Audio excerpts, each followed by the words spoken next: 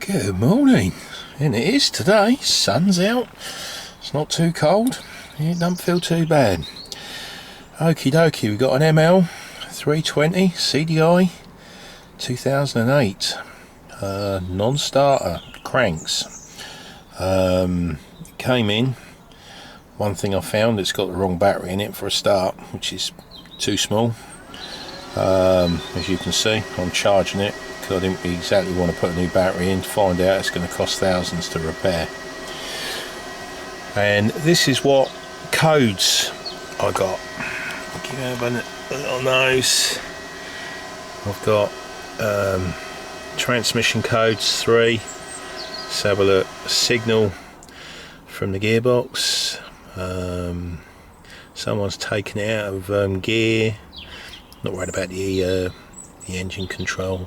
That's not a problem. ESP, low voltage, lots of low voltages. And then the rear SAMs come up. Absolutely a lot in there. Circuit 30 under 7 volts. Front SAM's got a problem. And yeah, it just keeps on with air conditioning. I'm not worried about. So what we're going to do is go. We're going to auto scan. Just run this one through. Oh yes, come on. Oh, ignition on. I'll turn the ignition on, Trev. We might be able to get there a bit quicker. Here now. Put the carrot in front of the donkey. Come on. Here we go. See, Mercedes 320. Right, we're going to scan it. We're not worried about anything else that's in here. All we're going to go for is I'm going to go for... Yeah, don't worry about that. Come on. We've done this several times. Ignition on. See, it tells you now to put the bloody ignition on. So, here we go. ECM. Enter. Okay. Now, there was no fault codes. And again, fault codes, as you can see, I've got lots of things in the rear SAM. Brake signals and all that. What's that all about? I don't know, but perhaps this might have something to do with it. It reminds me of that flaming that T4, or it will do when I show you. Right, read data seams, and what we're going to do is start engine rotating. Engine does not start. Yeah, that's what we want, because that's exactly what's going to happen. We're going to press select all. Okay, I'm going to graph it, why not? Right, so have a look here. Fuel pump, electric fuel pump, fuel pro pressure. Come on, Trev, spit it out. 6 bar. We're looking for a lot more. Fuel pressure, the control valve is the timing chain synchronized, and our volts. Ready? Here we go. We're going to turn it over. Right. Okay.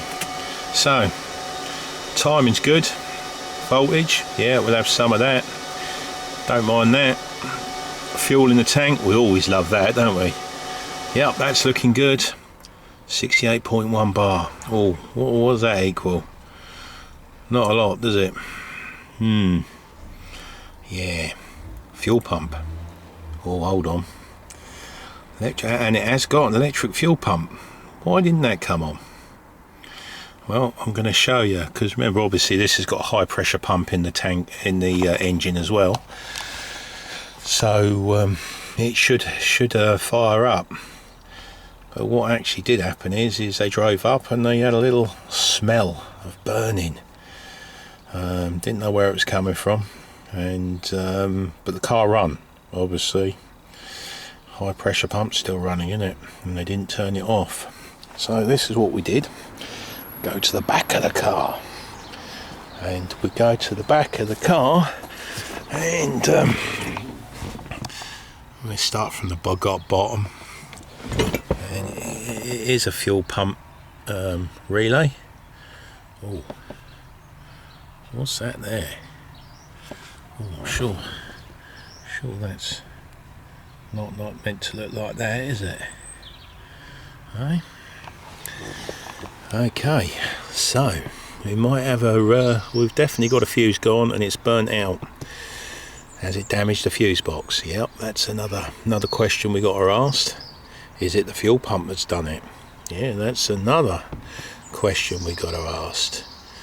Is it because it's got too small a battery in and it can't supply the right voltage? We're going to be changing the battery if I get this going. So that is where I am at the moment, and I'm just about to go and get an amp clamp. I'm going to get a relay bypass, and I'm going to start testing what I've got, see if I've got power coming from the from when I put the key on. And there's all those 68 codes, all to do with this rear Sam's being upset because this is burnt out. Good start so far. Let's see if we can get this one fixed and get it fired up. Right, leave this with me and then I'll show you what I'm going to. Hopefully I'll press the button this time because I forgot last time, and I can show you what's wrong. Okay. Okay, testing time. Right, took the fuse out, and as you can see, it's a bit of a mess. 20 amp fuse, and she's melted bad. So get yourself a wiring diagram, and then what we're going to do is we're going to start checking out. We have to replace one part. So there's our 20 amp fuse, but the 20 amp fuse actually comes after the relay, and then that goes all the way down here to our fuel pump, which we can test later when I find the wire at the back, and you'll see why in a minute. So what I really want to do is, I've got 150 amp fuse at the front all the way down there. This is what I want to make sure there's no problems down there. So what we're looking at is we're going to go into from the 150 is pin 2, and if you look at this one, pin 2, and pin 2 is that one there, so it goes like that. By rights it's hopefully, so pin 2, obviously that's not pin 2. There's pin 2, opposite side. And then what I want to do is to make the relay work, we've got a signal coming from the ECU, so now we can check to see if the ECUs might be faulty and not sending a signal. Could have burnt out, couldn't it? So what we'll do is we'll go from there, and it's either that one or that one. There it is. Right, so what we've now found out is there's nothing wrong with the ECU, because if you turn the ignition off, that one will go off. So we've got power from the ECU saying right, and then we've got to go to earth. So really we need to check our earth.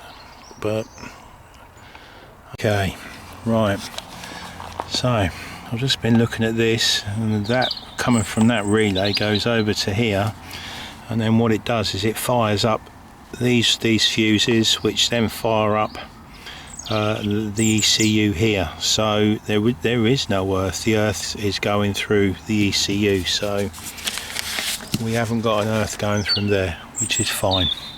So we've got power going in. So what we're going to go now, because obviously I'm quite happy with what's happening down there and all the wiring. So what I'm really worried about now is the fuel pump. So fuse 20 amp, we got that. Well, look at the mess at that. There's nothing left, absolutely nothing left. And I don't think the relay is at fault. I think the relay works fine. So, because I've powered that up as well. So our problem is is that fuel pump is pulling too much current, and hopefully it hasn't damaged the wires. Hopefully it's nice and easy to get out. So what I'm going to do is I'm going to find the wire, and I'm going to try and power it up and put some sort of fuse and amp clamp in the middle of it, and see if I can actually get it to so I can actually see if it is the fuel pump that's drawing too much current or not. At least if it's that, then I can say, right, get me one, and we will go for. But I'm going to have to order a new one of those, because that's done. And the other thing is, there's no. Oh yeah, I checked that, and there wasn't any on this one either. So I would say it's damaged something inside, and I can't do nothing about that. So what I'm going to do now is I'm going to find the wire, and then we're going to test that fuel pump, because I want to know what it is first. Okay, right, let's get going. Okay, I've made a quick wiring diagram up. Little fuse here goes into the main feed into the rear fuse box. Nothing fancy. If I had my toolbox here, I'd have everything. I could make a quick one up, but this is the problem and situation I am at the moment. I've got an amp clamp on here, so, and I found the fuel pump, which is this one here. So we'll just put it. If you have a listen, you might even hear it.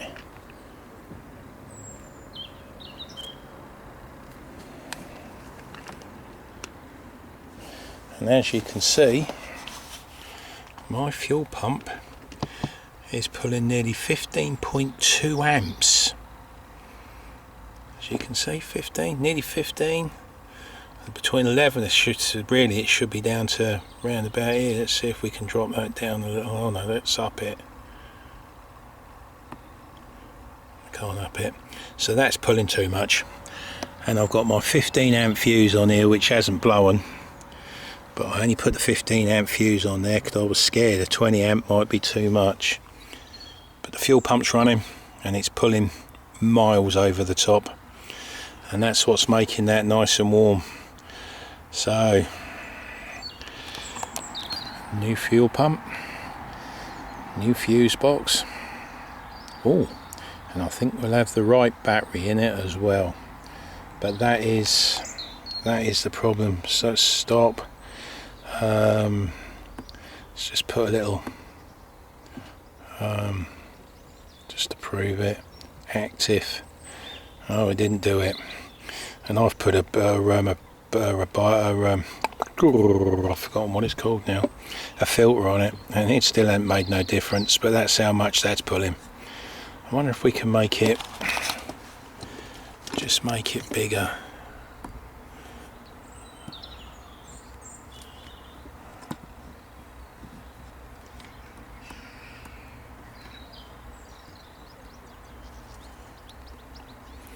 Well, you can see the actual fuel pump working, but she's over what, 10 amps. That's far too much, far too much.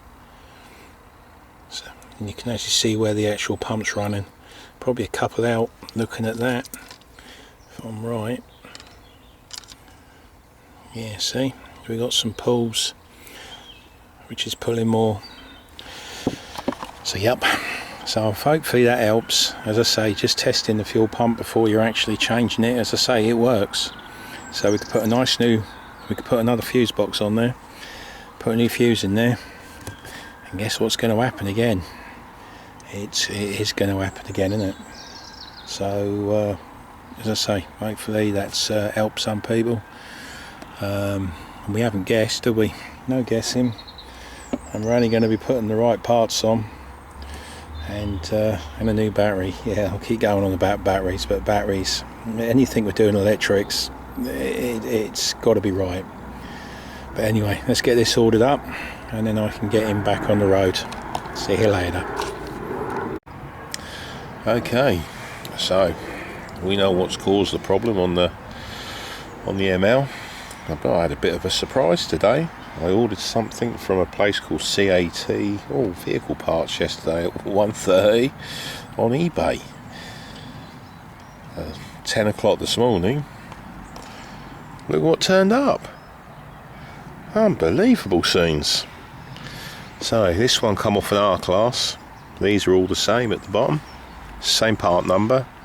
The only one I do see is we haven't got the same on there, which doesn't matter, I can take that off, but all the relays are the same, all the fuses are all the same colour. I'll check those as well. So we're going to fit it and then see if it starts. I don't want to start it too long because otherwise it's going to burn this one out as well. But yeah, they call these green parts.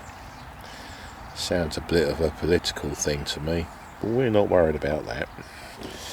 Green parts. Used to be second-hand parts in my day, but no one liked that word.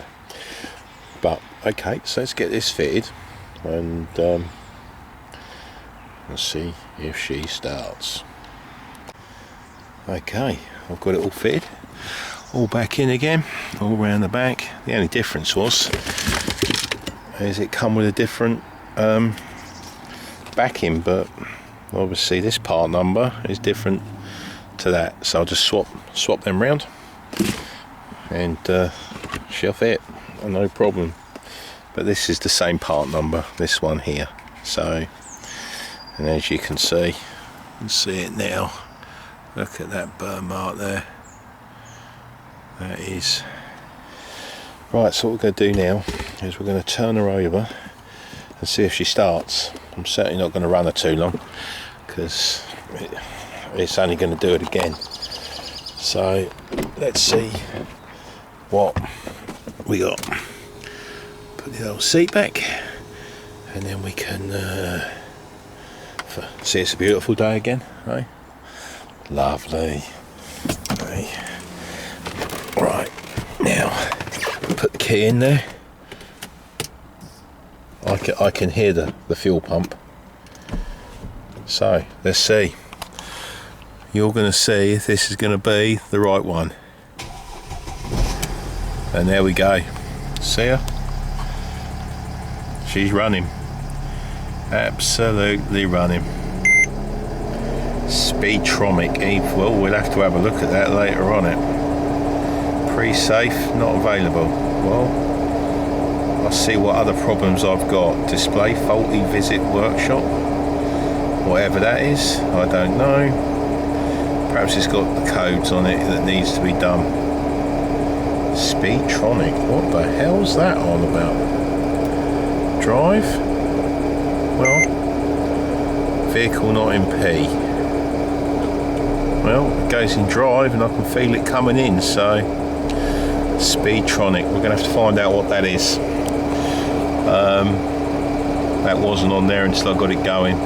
Plus I can hear the fan running its balls off, so there's something wrong there. But it runs. So, and that was what was proving it. So what I've got to do now is wait for let's turn this off.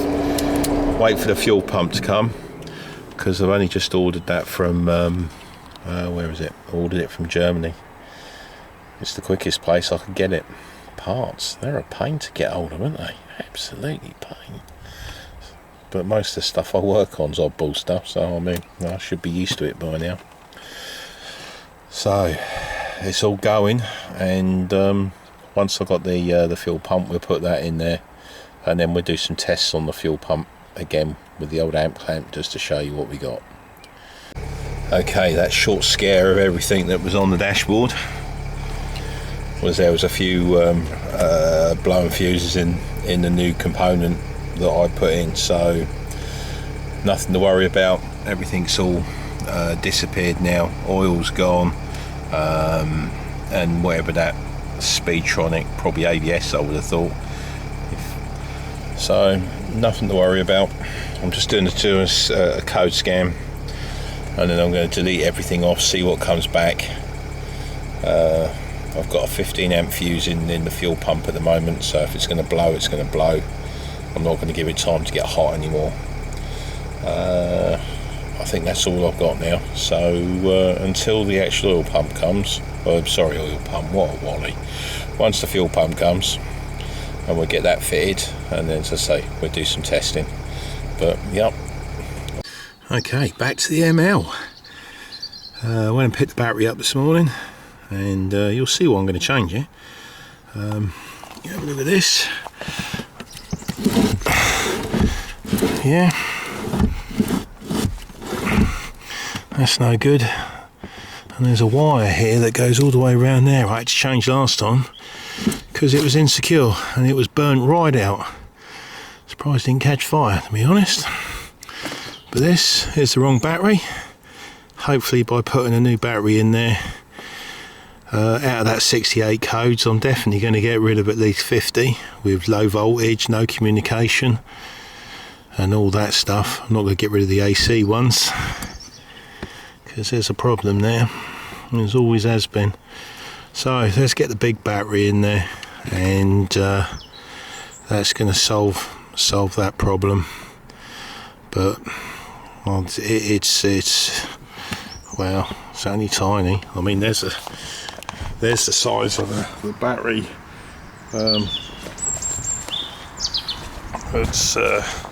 That's going in it. It's probably about another watt. And here's the difference.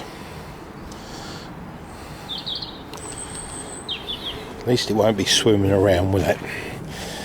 Looks good. Right, let's get it in. Job done. Move on to the next. Okay, fuel pump all fitted in. I've just got to put some Tiger Seal in there, and as I say, a little hammering, and that straightened that up, so I can glue that all back in. Anyway, something really interested me. Wasn't what I was expecting, but as I say, it's what manufacturers do, don't they? But got the new pump in, and obviously, if you remember rightly, it was pulling 15 amps. I mean, at the moment it's pulling a maximum of 12, and it's nice. And as you can see, I've got my amp clamp on here. I've got a breakout lead into my fuse, and